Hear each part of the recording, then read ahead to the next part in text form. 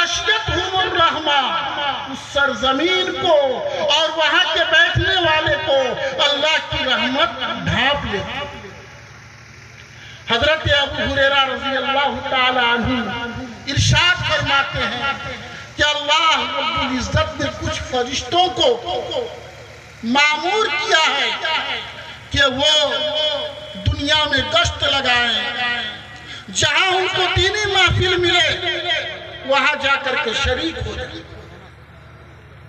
لکھا ہے روایت کے اندر کہ اللہ کے نورانی فرشتے چکر کاٹتے رہتے ہیں راستوں میں، چوراہوں میں، اور جہاں دیکھتے ہیں کہ اللہ اور اللہ کے رسول کی باتیں ہو رہی ہے ایسی سرزمین میں وہ آتے ہیں اور شریک ہو جاتے ہیں، اور اپنے نورانی پروں سے آسمانی دنیا تک پورے مجلس کو ڈھانپ لیتے ہیں۔ حدیث کے اندر ہے وَحَفَّتْهُمُ الْمَلَائِکَةُ، پوری مجلس کو فرشتے اپنے نورانی پروں سے ڈھانپ لیتے ہیں،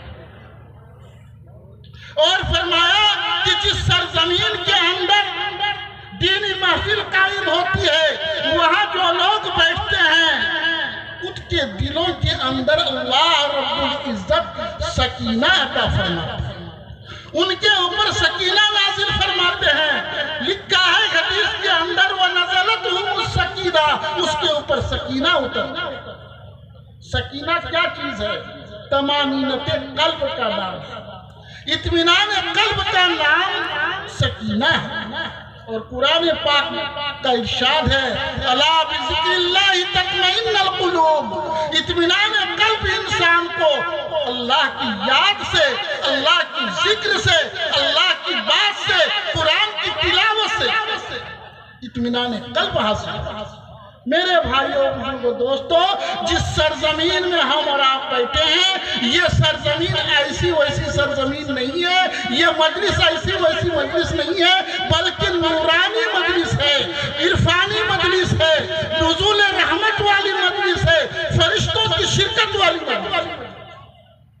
میرے بھائیوں بزرگوں دوستو، حضرت ابو ہریرہ رضی اللہ تعالی عنہ ارشاد فرماتے ہیں کہ جب یہ مجلس ختم ہو جاتی ہے تو وہی نورانی فرشتے بارگاہ عزتی میں حاضر ہوتے ہیں اور جا کر کے اللہ کے دربار میں اپنے آپ کو پیش کرتے ہیں۔ اللہ رب العزت عالم الغیب ہونے کے باوجود، علیم ہونے کے باوجود، سب کچھ جاننے کے باوجود فرشتوں سے پوچھتے ہیں کہ اے فرشتے تم سب کہاں گئے ہو؟ فرشتے کہتے ہیں کہ اللہ ہم سب فلاں جگہ فلاں مجلس میں شرکت کیے ہوئے تھے جہاں تیرے بندے تیری بڑائی بیان کر رہے تھے، جہاں تیرے بندے تیری کبریائی بیان کر رہے تھے، جہاں تیرے بندے تیری علوم شان کو بیان فرما رہے تھے، جہاں تیرے بندے تیری تحمید بیان کر رہے تھے، جہاں تیرے بندے تیری تقدیس بیان کر رہے تھے، خدایا ہم ایسی مجلس میں شریک ہیں۔ اللہ پھر فرشتوں سے پوچھتے ہیں، راوی حضرت ابو ہریرہ فرماتے ہیں کہ فرشتوں سے اللہ پوچھتے ہیں کہ اے فرشتے بتا جس مجلس میں تم گئے ہوئے تھے بتا وہ مجلس والے کیا مانگ رہے تھے؟ وہ فرشتے کہتے ہیں کہ اللہ جس مجلس میں ہم سب گئے ہوئے تھے وہ سارے تیری تیار کردہ جنت کی طلب میں لگے ہوئے تھے، تیری تیار کردہ جنت کی طلب میں لگے ہوئے تھے۔ پھر اللہ پوچھتے ہیں کہ اے فرشتے بتا وہ میرے بندے اور کس چیز سے پناہ مانگ رہے ہیں؟ فرشتے کہتے ہیں الہ العالمین تیرے بندے تیری تیار کردہ جہنم سے پناہ مانگتے ہیں۔ تو اللہ تبارک تعالیٰ فرشتوں کو گواہ بناتے ہیں۔ حدیث کی عبارت ہے انی اشہدکم، اے فرشتوں میں تمہیں گواہ بناتا ہوں، تم گواہ رہو اس بات پر میں ان تمام مجلس والوں کو بخش دوں۔ قد غفرت لہم، میں پورے مجلس والوں کو بخش دیتا ہوں، تم گواہ رہو۔ میرے بھائیوں، تو جس مجلس میں ہم اور آپ بیٹھے ہیں یہ مجلس مغفرت والی مجلس ہے۔ یقیناً جب اس کا مقام اونچا ہے، اس کے کچھ आदाब भी बनते हैं, इसके कुछ आदाब भी बनते हैं। आकाए कायनात फखरे मौजूदात मोहम्मद अरबी सल्लल्लाहु अलैहि वसल्लम एक हदीस के अंदर इरशाद फरमाते हैं, इदा मररतुम बिरियादिल जन्नह फरताऊ, जब तुम जन्नत के बाग से गुजरो तो खूब चरा करो। सहाबा ने पूछा, अल्लाह के नबी, जन्नत का बाग क्या है और उसमें चढ़ने से क्या मुराद है? रियाजुल जन्नह क्या है? मरता, और उसमें चढ़ने से क्या मुराद है? ए अल्लाह के नबी, चढ़ने का लफ्ज तो जानवर के लिए बोला जाता है, बात समझ में नहीं आई, चढ़ने से क्या मुराद है और जन्नत के बाग से क्या मुराद है? अल्लाह के नबी सल्लल्लाहु अलैहि वसल्लम ने इन दोनों बात की वजाहत फरमाया, ए मेरे साहबा, जहां अल्लाह और अल्लाह के रसूल की बात हो, जहां कुरान की बात हो, जहां किताबुल्लाह की बात हो, जहां आयत कुरानिया की बात हो, जहां जन्नत की बात हो, जहां जहन्नम से पनाह मांगी जा रही हो, यानी दीन की महफिल कायम की गई हो, समझ लो कि वो जन्नत का बाग है। समझ लो कि वो जन्नत का बाग है, जहां तुम्हें दीनी महफिल मिले तुम शरीक हो जाए। और उसमें चरने से मुराद ये है कि जिस तरह एक जानवर को, भूखा जानवर को सब शादाब खेत में, हरे भरे खेत में, लहलहाते हुए खेत में छोड़ दिया जाता है, तो जानवर खूब मनदेही और तनदेही के साथ चलता है। इस तरह ध्यान से चलता है, इस तरह लगन से चलता है कि पीछे से धक्का देने की कोशिश किया जाए तो वो आगे बढ़ने के लिए तैयार नहीं, डंडा मारने से भी एक कदम आगे बढ़ने के लिए तैयार नहीं, गले में रस्सी डाल करके खींचने से भी वो बाहर आने के लिए तैयार नहीं होता है। ठीक इसी तरीके से तुम्हें जब दीनी महफिल मिले, पुरानी महफिल मिले, नूरानी महफिल मिले, तो उसी तरह ध्यान के साथ, लगन के साथ, जम करके, सरापा गोश हो करके, मुकम्मल तवज्जो के साथ बैठ जाना कि दुनिया की कोई मोहब्बत उस मजलिस से तुम्हें खींच कर बाहर ना ले जा सके। दुनिया की कोई ताकत तुम्हें दीनी महफिल से खींच करके बाहर ना ले जा सके। मोबाइल का रिंगटोन तुम्हारे दिल की तवज्जो को खत्म ना कर सके और दुनिया के और इलाके और ताल्लुकात तुम्हें उस मजलिस से निकाल करके बाहर लेना। ये मतलब इस हदीस से दो बातें समझ में आई। एक बात तो ये समझ में आया कि दीनी महफिल ऐसी वैसी महफिल नहीं है, बल्कि रियाजुल जन्नह है, जन्नत का बाग है। दुनिया में किसी को मूड फ्रेश करने का मौका आता है या जरूरत महसूस होती है तो पार्क में जाकर के मूड फ्रेश करते हैं, पार्क में घूमते हैं।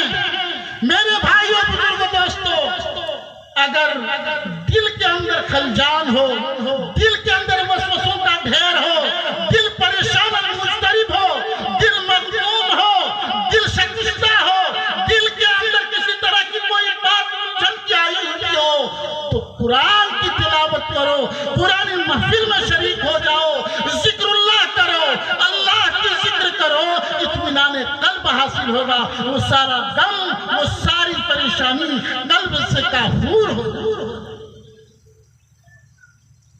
मेरे भाइयों, कुरान बोल रहा है, अला बिज़िक्रिल्लाहि तत्मइन्नुल कुलूब, कि अल्लाह के जिक्र ही से इत्मीनान कल्ब हासिल होता है। तीसरी बात हमें ये बयान करनी है कि भाइयों, जलसे में जो लोग शिरकत करते हैं, दो तरह के लोग होते हैं। एक तो वो लोग होते हैं जो इल्मी प्यास लेकर के घर से निकलते हैं, दीन की तलब और तड़प लेकर के निकलते हैं। ये कामयाब लोग, इनका उठना इबादत, उनका आना इबादत, उनका चलना इबादत, उनका सुनना इबादत। मैं हदीस के हवाले से ये बात बोल रहा हूँ। आकाए बदरी जनाब मोहम्मद रसूलुल्लाह सल्लल्लाहु अलैहि वसल्लम इरशाद फरमाते हैं, मन खरजा फी तलबिल इल्म, मन खरजा फी तलबिल इल्म फहुवा फी सबीलिल्लाह हत्ता اپنے گھر سے علم کی طلب لے کر کے نکلتا ہے، علم کی طلب لے کر کے نکلتا ہے، علم کی تلاش لے کر کے نکلتا ہے، وہ اللہ کے راستے میں ہے، اللہ کے راستے میں ہے۔ جب وہ اللہ کے راستے میں ہوتا ہے، اس کا اٹھنا بھی عبادت ہوتا ہے، اس کا بیٹھنا بھی عبادت ہوتا ہے، اس کا سننا بھی عبادت ہوتا ہے، اس کا چلنا بھی عبادت ہوتا ہے۔ تو میرے بھائیوں، بزرگوں، دوستو، ہمارا آنا بیکار نہیں ہے، بیکار نہیں ہے، بلکہ ہمارا آنا عبادت ہے۔ اللہ کے نبی نے فرمایا، من خرج فی طلب العلم فہو فی سبیل اللہ حتی یرجع الی بیتہ، اپنے گھر لوٹنے تک وہ اللہ کے راستے میں نکلنے والا شمار کیا جاتا ہے۔ اب گھر سے کوئی نکل رہا ہے تو چاہے گھر سے علم کی طلب لے کر کے مدرسہ جا رہا ہو، چاہے علم کی طلب لے کر کے مکتب میں جا رہا ہو، چاہے علم کی طلب لے کر کے کسی اجتماع میں جا رہا ہو، علم کی طلب لے کر کے کسی جلسے میں جا رہا ہو، علم کی طلب لے کر کے کسی خانقاہ میں جا رہا ہو، علم کی طلب لے کر کے کسی پیر کے پاس جا رہا ہو، علم کی طلب لے کر کے گاڑا پھسلو آ رہا ہو، تو اس حدیث کے حوالے سے ببانگی تو یہ کہا جا سکتا ہے کہ وہ شخص فی سبیل اللہ، اس کا اٹھنا عبادت، اس کا بیٹھنا عبادت۔ چوتھی بات یہ بیان کرنی ہے میرے بھائیوں کہ ہم اپنے نیت کو درست کر لیں۔ سارے اعمال کا مدار، مقبولیت اور مردودیت کا مدار، اللہ کی یہاں مقبول ہونے اور مردود ہونے کا مدار نیت پر۔ آدمی جیسی نیت کرتا ہے ویسے ہی اس کو ملتا ہے۔ اللہ کے نبی صلی اللہ علیہ وسلم جب مکہ سے مدینہ ہجرت کر کے جا رہے تھے، اس موقع پر بہت سارے صحابہ نے اللہ کے نبی صلی اللہ علیہ وسلم کے ساتھ مکہ سے مدینہ ہجرت کر کے گئے تھے۔ کچھ لوگ اللہ کے نبی صلی اللہ علیہ وسلم کی خدمت اقدس میں آئے اور آ کر کے کہا، اللہ کے نبی صلی اللہ علیہ وسلم، بہت سارے لوگ ہجرت کیے ہیں لیکن سب کا مقصد ہجرت نہیں ہے، کسی کا مقصد تو تجارت ہے، کسی کا مقصد تو اچھی لڑکی سے شادی کرنے کا۔ اے اللہ کے نبی، کیا سب کو ہجرت کا ثواب ملے گا؟ آقا کائنات، فخر موجودات محمد عربی صلی اللہ علیہ وسلم نے ایک چھوٹا سا جملہ ارشاد فرمایا اور ایک قاعدہ اور ایک کسوٹی، ایک پیمانہ امت کو دے دیا۔ فرمایا، انما لامرئ ما نویٰ، آدمی کو وہی ملے گا جس کی وہ نیت ہے۔ آگے اللہ کے نبی ارشاد فرماتے ہیں، فمن کانت ہجرتہ الی اللہ ورسولہ فہجرتہ الی اللہ ورسولہ، ومن کانت ہجرتہ الی دنیا یصیبها او امرأۃ یتزوجها فہجرتہ الی ما ہاجر الیہ۔